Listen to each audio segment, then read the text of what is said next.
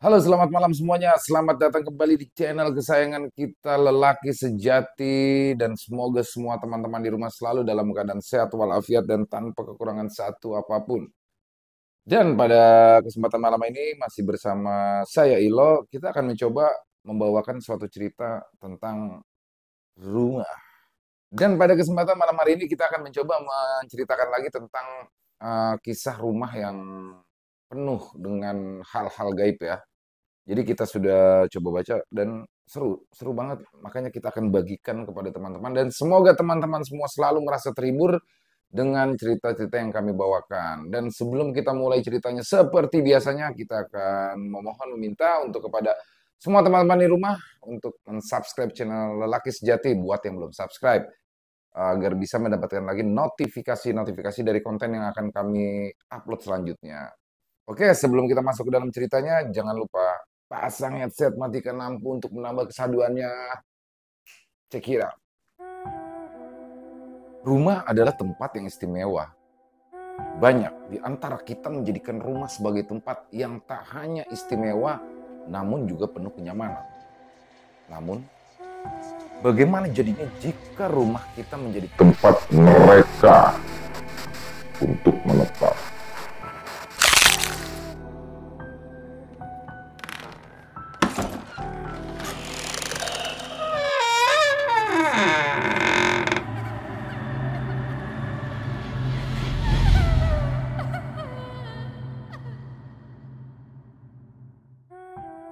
Perkenalkan, namaku Rian.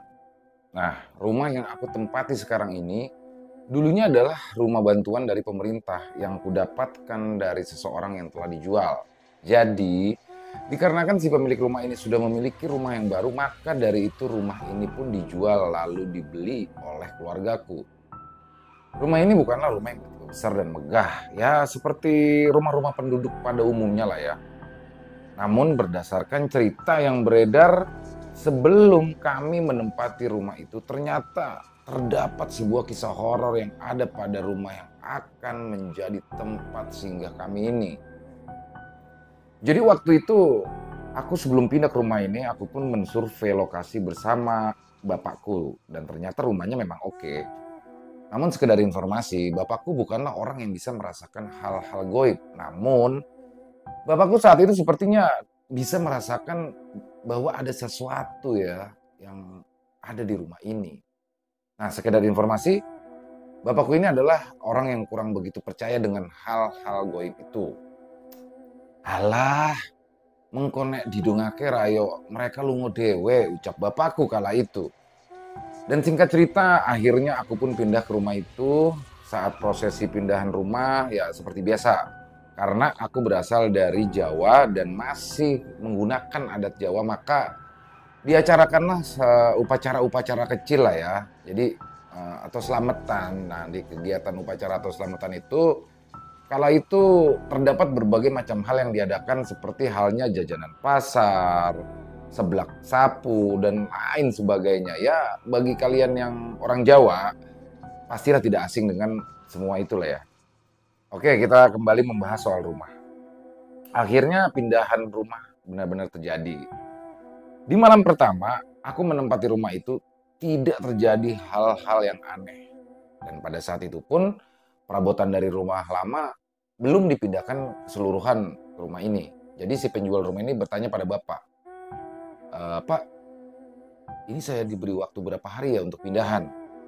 Loh, aku ora kesusu mas. Ya bener iki wis tak bayar, tapi aku kan ora akon sampean buru-buru pindah, ucap bapakku kala itu. Dan akhirnya bapakku pun bilang seperti ini, oh ya sudah mas, gini aja deh, gimana kalau saya kasih waktu 1 bulan untuk pindahan, gimana? Wah tenang aja pak, tidak sampai 1 bulan, ucap si penjual rumah itu. Kalau 2 minggu gimana mas? Oke oke, mungkin 10 sampai 14 hari pak, ucap si penjual menjawab pertanyaan yang dilontarkan bapakku kala itu.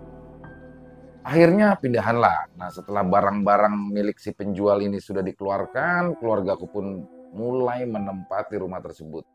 Saat itu posisi rumah itu dalam kondisi kosong. Tapi ya sebenarnya tidak sepenuhnya kosong lah ya. Ada beberapa juga barang yang sengaja ditinggal oleh si pemilik dulunya seperti lemari kecil dan beberapa perabotan dapur. Nah, kesan pertama ketika aku memasuki rumah itu adalah singup. Jika digambarkan secara singkat, rumah itu seperti kosong namun seperti terasa penuh gitu ya.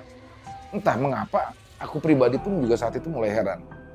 Padahal bisa dibilang, itu adalah rumah yang tergolong masih baru ditinggali. Namun entah kenapa, suasana di sini terasa aneh sekali.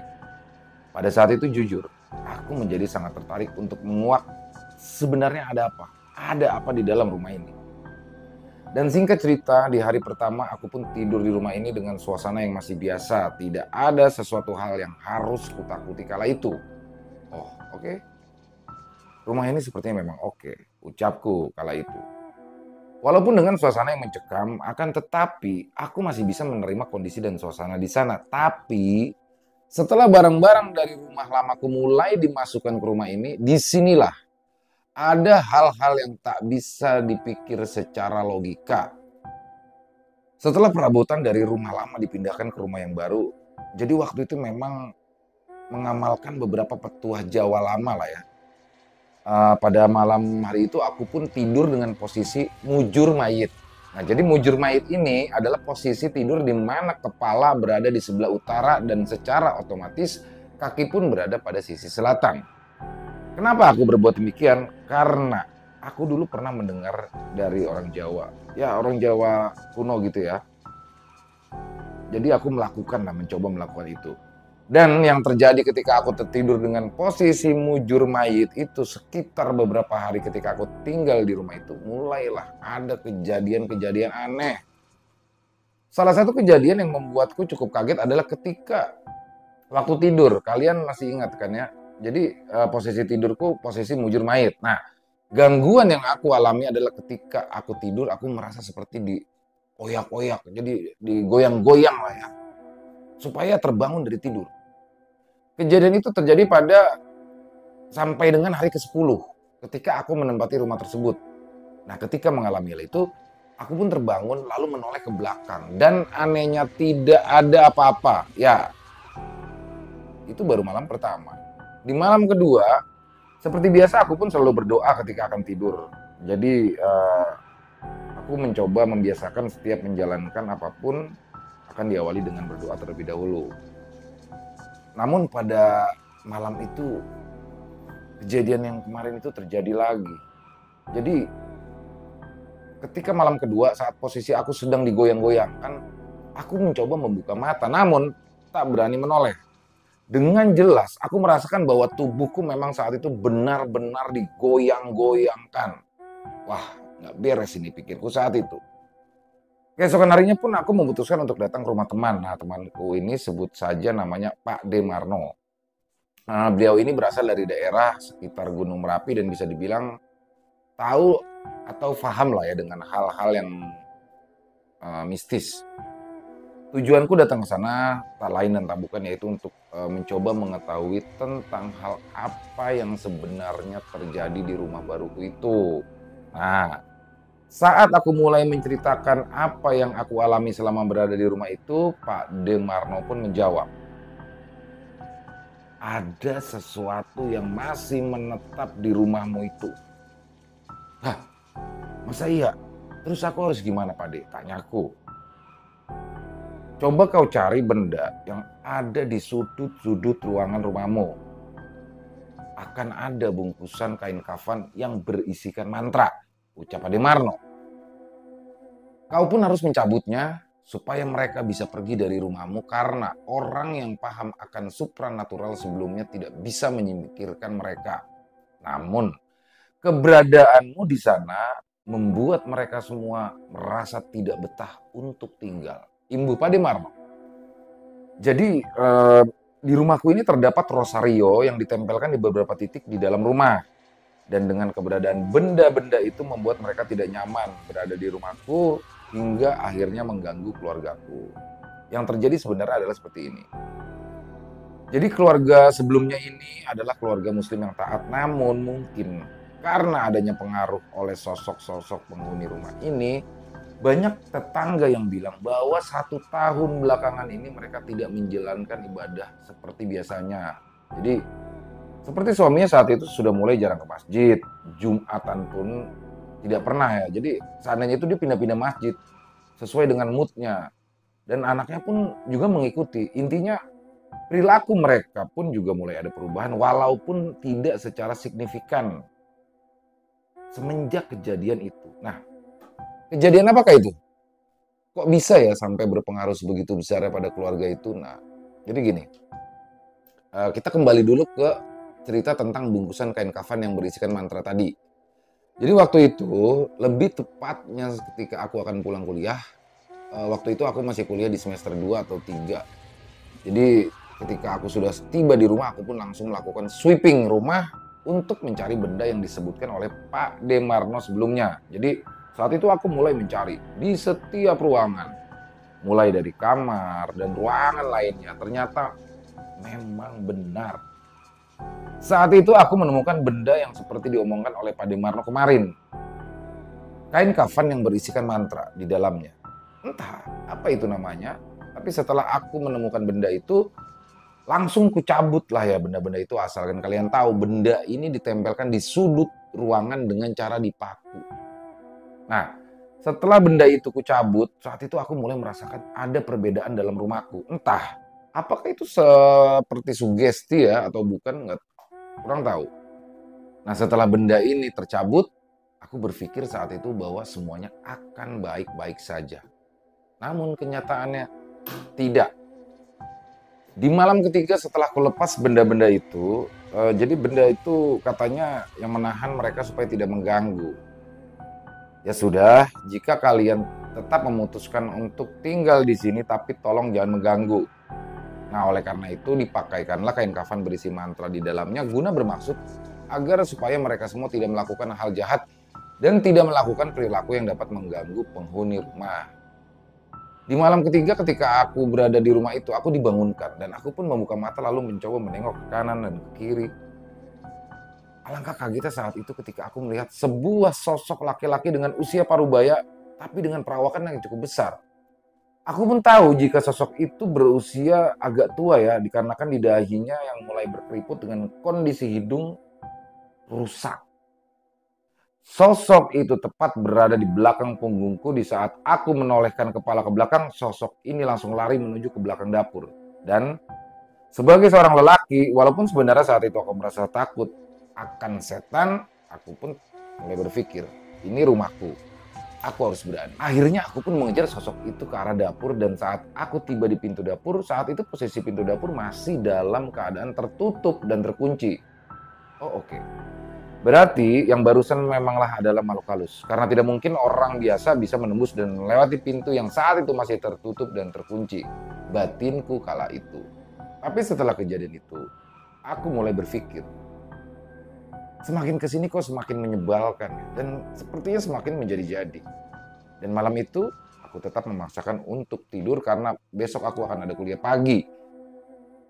Ketika hendak tidur, aku pun sempat berpikir saat itu, kok seperti ada yang ganjel ya. Dan keesokan harinya setelah mata kuliah pertama selesai, aku pun memutuskan untuk kembali menelpon Pak Demarno. Mas, gimana nih? Kok kejadian semakin menjadi-jadi aja setelah aku cabut benda itu? Oh tidak. Benda-benda itu harus kamu cabut semua. Pasti ada yang tertinggal di sana, balas Pak Demarno padaku saat itu via telepon. Nah, setelah mendengar penjelasan itu, di malam harinya aku pun melanjutkan pencarian benda-benda tersebut. Wah, kira-kira di mana ya? Di mana benda-benda itu yang belum tercabut? Pikirku kala itu. Dan di malam itu di mana aku mempunyai niat untuk mencari di mana letak benda-benda yang belum tercabut itu, aku pun saat itu bertemu dengan sosok anak kecil, ya, anak kecil perempuan yang dimana sosok ini sampai sekarang masih ada di dalam rumahku. Setelah kejadian itu, malam setelahnya ketika aku pulang main, aku pun melihat sekelebatan sosok wanita. Sosok ini berbeda dengan sosok yang aku temui sebelumnya. Jadi sebenarnya ada 3 sosok yang ada di rumahku kala itu. Laki-laki parubaya dengan kondisi hidung rusak. Sosok anak kecil cewek yang selalu menunduk, dan yang kulihat saat ini adalah sosok perempuan dewasa. Nah, untuk sosok perempuan itu berada pada bagian ruangan makan. Jadi ketika waktu aku pulang, aku mencoba melepas sepatu dan hendak pergi ke belakang untuk cuci kaki. Nah, disitulah aku melihat sosok perempuan tersebut. Pada awalnya, sebelum benda berwujud kain kafan berisi mantra itu aku cabut, sebenarnya tak ada gangguan semacam ini di rumah. Namun entah mengapa, setelah benda itu aku cabut, malah banyak sekali kejadian aneh yang ada di rumahku kala itu. Jujur saja, aku merasa mulai resah.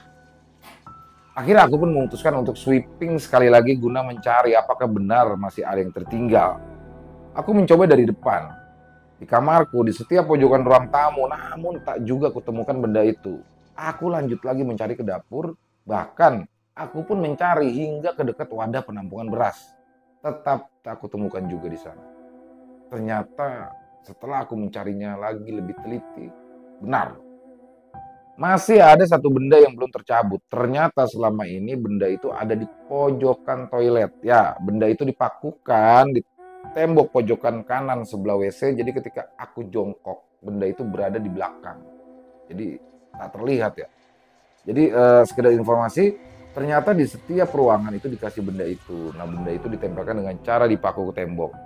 Wah, ini ternyata ini ucapku saat itu ketika mulai menemukan benda itu. Akhirnya kulepaskanlah benda berwujud kain kafan yang berisikan mantra itu, dan setelah itu aku pun memutuskan untuk istirahat karena saat itu jam sudah menunjukkan sekitar jam setengah 3 pagi. Nah, sewaktu aku tidur, lebih tepatnya masih dalam kondisi tidur-tidur ayam, aku pun dibangunkan lagi. Saat itu aku melihat sosok yang sama dengan kondisi bagian hidung ke bawah dalam keadaan rusak. Yang ku ingat saat itu, sosok itu mengucapkan sebuah kalimat padaku.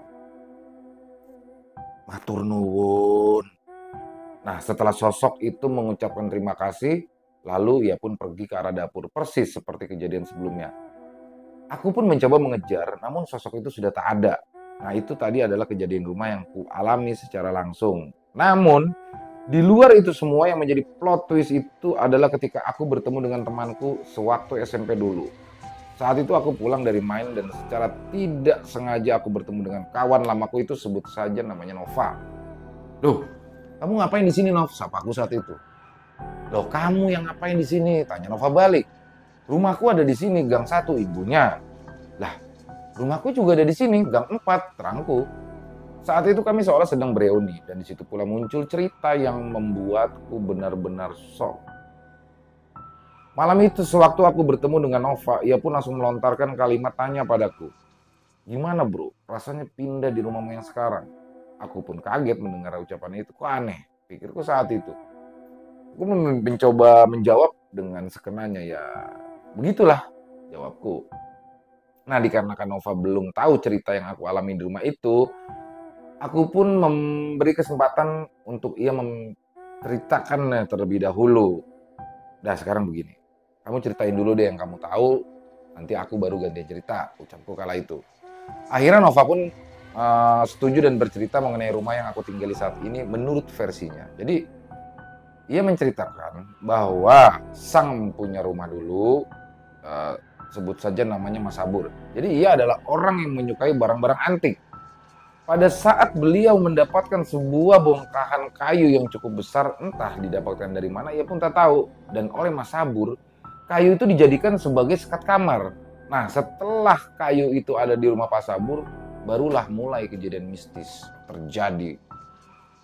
Kejadian yang paling membuat bulu kuduk merinding adalah ketika kesurupan 3 sosok sekaligus. Ya, kondisinya mirip sekali dengan adegan di film The Conjuring ya. Jadi, istri Pak Sabur ini pernah kesurupan 3 sosok sekaligus di dalam waktu yang sama. Dan anehnya, suara yang dikeluarkan pun juga berbeda-beda. Ada suara laki-laki, ada suara wanita, dan juga ada suara anak kecil, perempuan ya. Mungkin bagi kalian terlihat aneh, dan mungkin juga kalian nggak percaya, namun memang begitulah kejadiannya. Ada 3 suara di dalam tubuh satu orang. Kejadian itu pun selalu dialami, dan kejadian itu entah kenapa selalu terjadi setelah maghrib. Nah, terus berulang selama 1 bulan, bahkan sudah dicarikan ustadz dan orang pintar lainnya, namun hasilnya masih nihil. Hingga tibalah suatu saat di mana ada seorang yang bertemu dengan Mas Sabur dan ingin membantu. Setelah pertemuan itu entah apa yang terjadi, namun pada akhirnya Ia pun menyuruh Mas Sabur untuk memasangkan dan menempelkan kain kafan yang berisikan mantra itu di seluruh ruangan yang ada di rumahnya. Sebenarnya orang itu pun tak mampu untuk mengeluarkan ketiga sosok ini dari rumah Mas Sabur. Padahal kayu yang membawa tiga sosok ini masuk rumah sudah ditiadakan. Entah dibawa kemana, namun sudah tak ada di rumah lagi saat itu. Namun sayangnya percuma. Ketika kayu itu sudah dikeluarkan dari rumah, namun tak ada yang ia bawa. Sosok itu memilih untuk tetap tinggal dan menetap. Aku nyaman, ono nang awak iki. Ya, aku merasa nyaman ada di badan ini. Kata sosok yang saat itu merasuki istri Mas Sabur kala itu. Dan pada saat kesurupan, istri Mas Sabur pun terkadang mengeluarkan suara laki-laki, suara perempuan, dan suara anak kecil. Bahkan pernah ketiga suara itu keluar secara bersamaan. Bahkan sampai tetangga rumah pun tahu tentang kejadian yang dialami oleh keluarga Mas Sabur. Pada awalnya mereka juga shock dan terasa mengerikan. Namun karena kejadian itu sudah sering berulang-ulang terjadi, maka para tetangga pun akhirnya seperti terbiasa ya. Hingga akhirnya pada suatu ketika di mana setelah istri dari Pak Sabur ini sembuh dan sudah tidak lagi kesurupan setiap habis maghrib, akhirnya mereka pun memutuskan untuk menjual rumah. Ya, mereka memutuskan untuk pindah ke rumah yang dibeli dari harta warisan orang tuanya dan uang hasil penjualan rumah ini pun digunakan untuk biaya renovasi rumah yang baru mereka beli. Ya, itulah tadi cerita versi Nova yang diceritakan padaku malam itu. Dan ketika dia sudah selesai bercerita, aku pun hanya bilang, oh wes, berarti benar. Lah, emangnya kenapa? Tanya Nova padaku.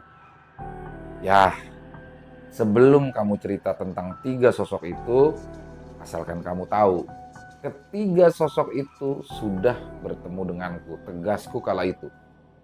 Dan untuk saat ini, sosok lelaki itu sudah pergi entah kemana, begitu pun dengan sosok perempuan dewasa. Namun, tidak dengan sosok adik kecil perempuan itu.